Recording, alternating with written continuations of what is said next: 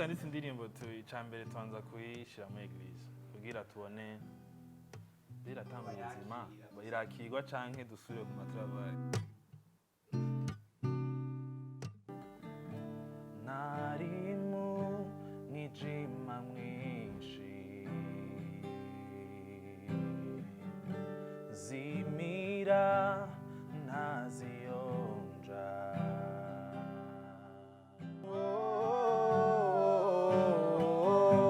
ndahiriwe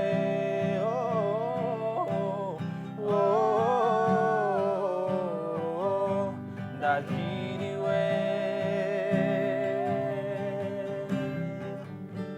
ndongorwa na mpemu yera anjana ho Yesu agomba shishika nakwezwa rwose. Shalom shalom, mazina yanje nitwa KURI Don Juste nako abavyeyi banyise, hanyuma ndakijijwe mvukana n'abantu babiri, mukuru wanje na mushikanje, ndabakunda cyane best na bonte. Hanyuma nkaba ndi muri competition ya nanje ndaririmba, Imana yamfashije ngeze sigaje gutsinda muri finale, twiteze ko bizogenda neza. Hanyuma ndi umunyeshuri niga kuri Summit architecture gucapa design y'amazu. Hanyuma ndi umuririmbyi, ndakunda kuririmba cyane, ni kimwe mu gikoresho nkoresha mu guhimbaza Imana. Yego kuririmba nabitanguye nkiri muto cyane, ndibuka abavyeyi baza kumvyura mu gatondo dimanche badodora mu cumba ngo tuje gusenga. Sinabikunda kera ariko nagenda vyiga buke buke ndabibamwo, nkurira muri chorale mu bandi bana twigisha ijambo ry'Imana. Hanyuma ndabibandanya ngiye gukura à 11 ans 13 ans ntangura kubona noririmbira abantu genre atari muri eglise, mu anniversaire canke manza zisanzwe abo menyereye aho niyumva ndi à l'aise. Ndabibandanya mbona bitarabiba vyiza, ama 2017 kwanza 2016 nari ntanguye kuza ndaja mu studio nja gufasha abandi bantu kuririmba indirimbo zabo.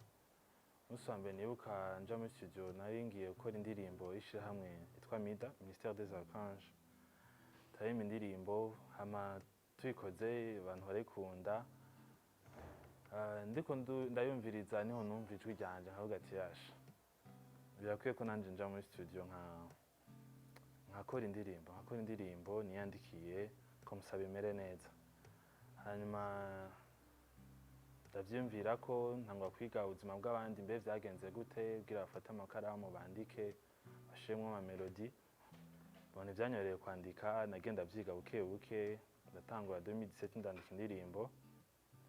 Nayifuje kuyisohora, ararindiriye, vyaratevye cyane kubera uburyo, ariko Imana ishimwe ko bwatevye kuko uko nateba kuronka amahera nuko nakomeza kugira amatravail kugira ishobore kuryoha gusumba uko yariri.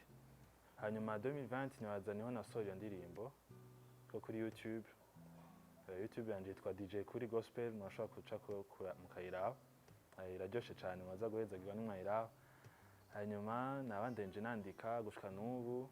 Yego ndifuza gutera imbere, igituma nifuza gutera imbere mu kuririmba nuko kuririmba kwanje ikituma ndirimba ni kugira nshobore kuvuga ubutumwa bwiza. Kugira nshobore kuvuga ubutumwa bwiza ndifuza kubona abantu benshi bakizwa, ndifuza kubona abantu benshi bamenya Kristo Yesu kubwo biciye mu ndirimbo no mu bindi, ariko biciye mu ndirimbo. Ndakomeza nandika, nzokwandika. Ego antuka ndifuza kubona abantu benshi bakizwa bakazoshobora kuja mu ijuru. Ego nico cifuzo canje. Nibakizwa bose naho zoba ari indirimbo z'amashimwe gusa. Ego cyane.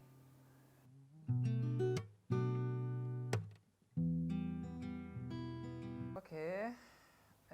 nitwa Rwanda Stephanie, mama wa KURI Don Juste, umwana wa kabiri wa muri famille yacu.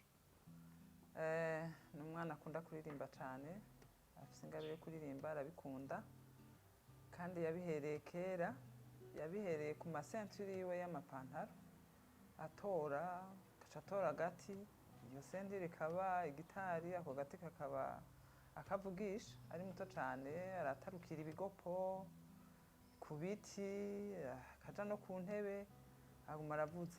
Rero mu majambo make arateba arakura, aguma ansaba igitari n'ukuri Imana iramfasha ndaronka uburyo ndakimugurira.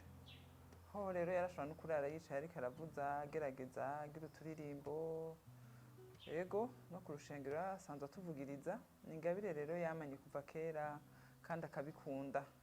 Rero turabinezerererwa, rero personnellement ndabinezererwa cyane, naje nsanzwe nkunda kuririmba nubwo ntafite izo ngabire zabo zigeze iyo. Sinomubuza ahubwo nguma ndyohewe, ndanamufasha, hari ikirundi gihora kimugora, utujambo tugufinyura nyene ngo tumere neza, nkabimufasha. Naje ahora hako akundaza ijoro kabisa, twicaye turirimba, ivyo dufunda vyanka, ibindi bikunda, ibindi bigira gute. Rero nonezerwa cyane, ndabona ko ashaka kuzotera imbere, Imana izodufasha n'ukuri yevoriwe ashika imbere. Yego, murakoze. Kuririmba kwa Don Juste ni ikintu tunezererwa cyane. Nosubira inyuma gatoyi, mu buto bwanje sinaririmbye nkiri umwana, mugabo maze gusa n'ukura, nibaza ko natanguye kuririmba kuja muri korale ndi muri secondaire. À un certain moment nararirimba muri korale, mugabo sinize musique, mugabo nkabikunda. Alors maze gukura narongoye korale ndi ku université, yari mu membre de la chorale dont j'étais responsable. Alors quand on s'est marié, jewe namanye icifuzo c'uko ibyo ntashitse ko mu kuririmba nifuza ko Imana yampa abana bashobora kuba abaririmbyi. Byari mu masengesho, byari mu byifuzo, narayishira mu majambo, ariko rero hagiye Imana niyo kwizegirwa yarabikoze. Mu nyuma iduha abana. Bon, amahirwe yo kuja ahantu baririmba bayaronse bakiri bato, turirimba muri famille iyo dusenga, mugabo ibi by'abantu bose, apana by'abahinga.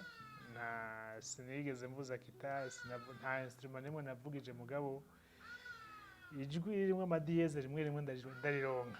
Ndumva mugabo jewe uburimvyi bwanje ntibwashingiye cyane kuri professionnalisme, mugabo nuko pour moi kuririmba si gikorwa, kuririmba n'ubuzima. Nibaza yuko abantu bose ugiye kubaraba ukubaho kwabo, hariho abantu baririmba mu buryo bubiri. Hariho abaririmba nemwe nuko ari butatu, hari abaririmba kubera yuko baryohewe, hari abaririmba uko babaye bakaririmba agahinda, hari n'abandi baririmba kugira bagire ikirori babibyaza umusaruro. Mugabo jewe nibaza uburimvyi nkunda n'ubuzima, ni style de vie. Sinibaza ko umuntu ashobora kuba ataririmba. Nama nabibonye, uzushaka uja ahantu usanga indirimbo ça fait partie de la vie. Rero abana si Don Juste wenyene, bose bararirimba, barabihanye. René c'est un batteur, Juste ari polyvalent, yatanguye guitare aja kuri piano, tout ça. Ange, je pense que ça a été la pionnière à compétir, kuko mbere yaragiye hariho agakompetition yagiyemwo. Elle n'a pas été la première, mais elle était parmi les 4 premiers. Et ça, je pense que ça a motivé. Byarabaye inkomoko yuko n'abandi bagira icimbiro cyo kugira competition. Bien, aho bigeze turashima. Na cyane cyane ndakunda yuko Don Juste ntaririmba gusa iz'abandi baririmbye, mugabo arandika iziwe. Kandi ndakunda ko aririmba, turahuje kuvuga ko aririmba ibyo nkunda, aririmba ibintu biri aririmba gospel mugabo kandi biri scripturel, arakunda kuririmba ikintu ushobora kuroturuva muri Bibiliya. Kuririmba rero ni ikintu ciza, ibyo tuvuga twebwe mwibarabara bazovyibagira, mugabo indirimbo n'aba generasi kurikira izoziririmba. Namanibuka izo numvise nkiri umwana, none umunsi ndacazibuka, izubu zarabaye nyinshi, ariko rero turanezerwa kubona Don Juste apersa. Bon, il a hésité kwinjira muri iyo competition. Twatwicaye hanyene ndamubwira nti no, genda ugerageze, si ngombwa ngo upase le premier, l'essentiel c'est de participer, kuko iyo uriko uraparticipa ntubura ico wigamwo gishasha. Hariho kwiyumva ko wifitiye confiance, hariho kubona amakosa yawe, hariho kubona ibyo udashoboye. Ugiye rero en competition avec les autres uriga, sico kumwe no kubiraba uri hanze. Hanyuma intambuko ageze ko rero turayishimira Imana kandi ndamutera intege, kandi nemeza yuko uburirimbyi ntibutandukanye n'ibindi. Urashobora kuba umudokiteri w'umuririmbyi, urashobora kuba umu-engineer w'umuririmbyi, arashobora kuba umu-architecte w'umuririmbyi, peut-être bikamufasha n'ingene kuko hajya mu byo umuntu akora urashobora kusanga birimo na inspiration. Iyo wiga nk'ibintu bimwe bimwe birashobora ku influence ingene wiyumvira. So byose no kubaka, arashobora kubaka muzike yiwe hanyuma bikazomuteza imbere. Rero turamushigikiye, turamwifuriza ko atera imbere. Jewe pour moi, fait ko yemeye guparticipa, je suis très satisfait. Ibisigaye Imana izota tuzoshakira, mugo turamwifuriza amahirwe yuko apasa parmi les 3 premiers. Voilà.